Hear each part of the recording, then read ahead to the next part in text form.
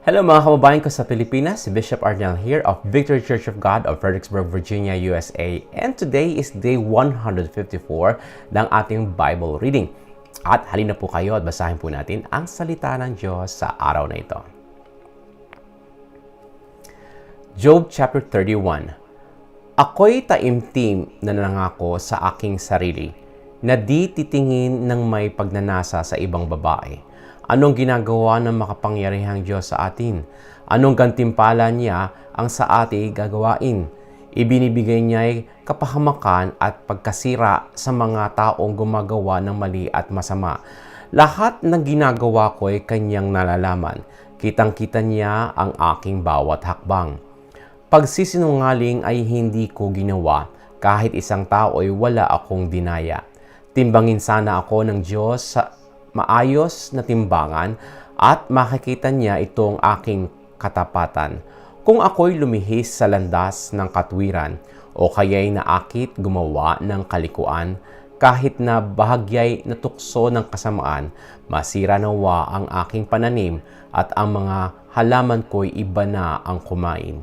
Kung ako ay naakit sa asawa ng iba, sa pintuan ng kanyang bahay ay inabangan ko siya. Di bali ng asawa ko'y sa iba magsilbi at siya'y sipingan ng ibang lalaki. Ang pakikiapid ay karumal-dumal na kasalanan, kasamaang nararapat sa hatol ng kamatayan. Pagkat iyon ay apoy na di mamamatay at iyon ang tutupok sa aking buong kabuhayan. Kung sana'y may inapi ako sa aking mga utusan at dahil dooy nagharap sila ng karaingan, di ako kikibo, ako may parusahan. Siya sa atin man ako'y walang ibibigay na kasagutan. Pagkat ang Diyos na sa akin ay lumalang, siya ring lumikha sa aking mga utusan. Di ako nagkait ng tulong kailanman sa mga biyuda at nangangailangan. Di ko pinabayaan ang mga ulila. Kapag ako'y kumain, kumakain din sila. Sa buong buhay ko sila'y aking tinutulungan, inaalagaan mula pa sa aking kabataan. Ang makita kong walang damit pagkat walang maibili, binibigyan ko ng makapal na damit, kaya't pasasalamat niya'y walang patid. Kung ang mga ulila'y aking inapi, pagkat alam kong sa hukumay ako ang magwawagi, mabuti pang ang mga bisig ko ay baliin at sa aking balikat ito ay tanggalin. Sapagkat sa parusa ng Diyos ako'y natatakot, hindi ko kayang gawin ang gayong gawaing baluktot. Kung ako ay umasa sa aking kayamanan at gintong dalisay ang pinanaligan, kung dahil sa tinatangkilik ako ay nagyabang o nagpalalo dahil sa aking kayamanan, kung ang araw at ang buwan ay aking sinamba, kung ako'y natangay kahit ng lihim lamang, o nagpugay kaya sa sarili kong kamay, ako nga'y nagkasala at dapat hatulan, pagkat itinakwil ko ang Diyos na makapangyarihan. Pagdurusa ng kaaway, hindi ko ikinatuwa, ni sa kanilang kapahamakan ako ay nagsaya. Kahit minsay di ko idinalangin na sila'y mamatay. Mapapatunayan ng aking mga kasamahan, mabuti ang pagtanggap ko sa mga dayuhan.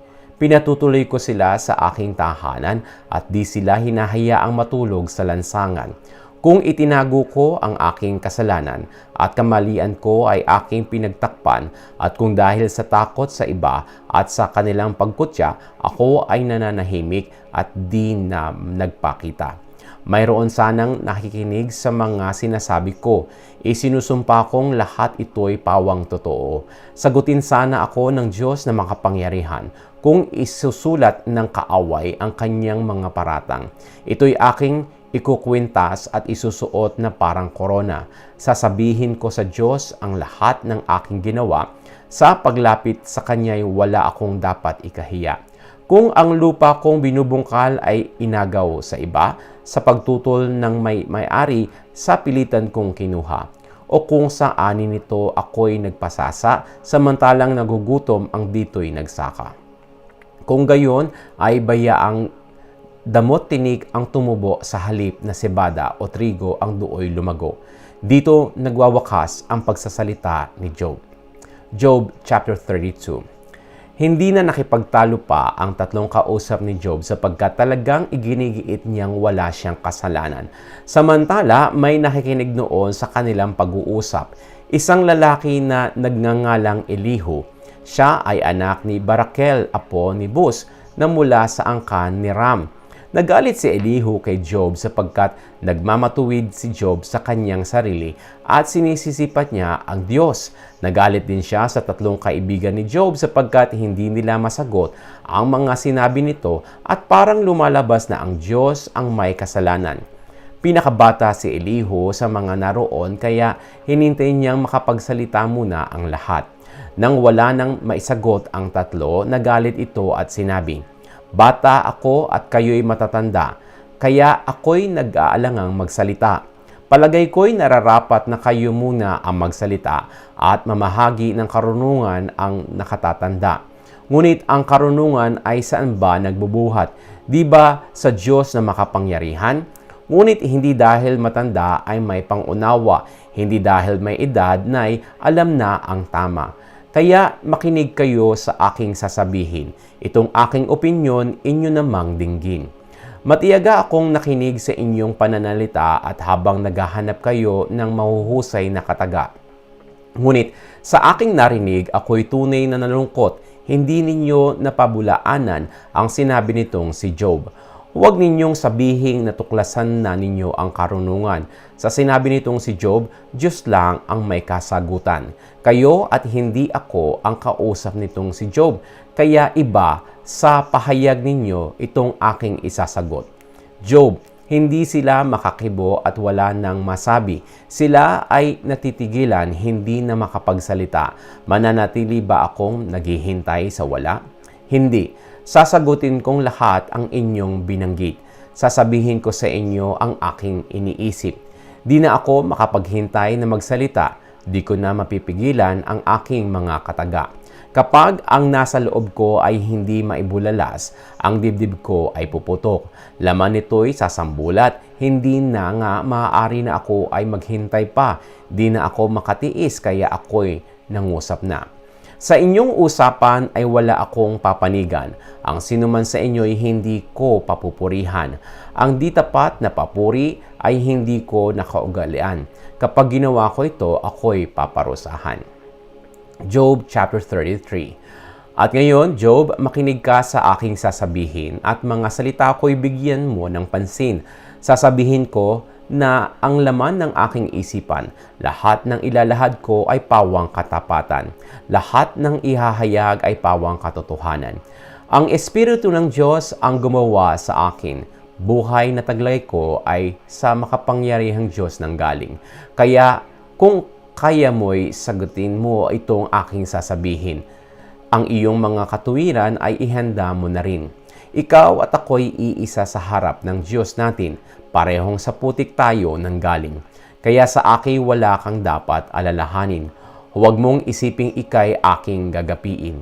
Ito ang narinig kong sinabi mo. Ako'y malinis at walang nagawang kasalanan. Ako'y walang sala at walang kasamaan. Gumagawa lamang ang Diyos ng dahilan upang ako'y parusahan at itinuturing niya akong isang kaaway. Mga paa ko ay kanyang iginapos at binabantayan ang aking mga kilos. Ngunit ang sagot ko na may nagkakamali ka, Job, sapagkat sa sinumang tao ay mas dakila ang Diyos. Bakit ang Diyos ay iyong pinagbibintangan na di marunong makinig sa iyong karaingan? Magsalita man siya sa iba't ibang paraan, hindi pa rin natin ito lubos na mauunawaan. Nagsasalita siya sa panaginip at sa pangitain, sa kalaliman ng gabi kapag ang tao'y nahihimbing. Ipinapaunawa niya ang kanyang saloobin, nagbibigay ng babala sa kanilang pangitain. Nagsasalita ang Diyos upang sila ay pigilan sa paggawa ng masama at sa kapalaluan. Hindi nais ng Diyos na sila'y mamatay, kaya sila'y iniligtas niya mula sa hukay. Pinadadalhan niya ang tao ng iba't ibang sakit upang sa pamamagitan ng kirot ang tao'y maituwid.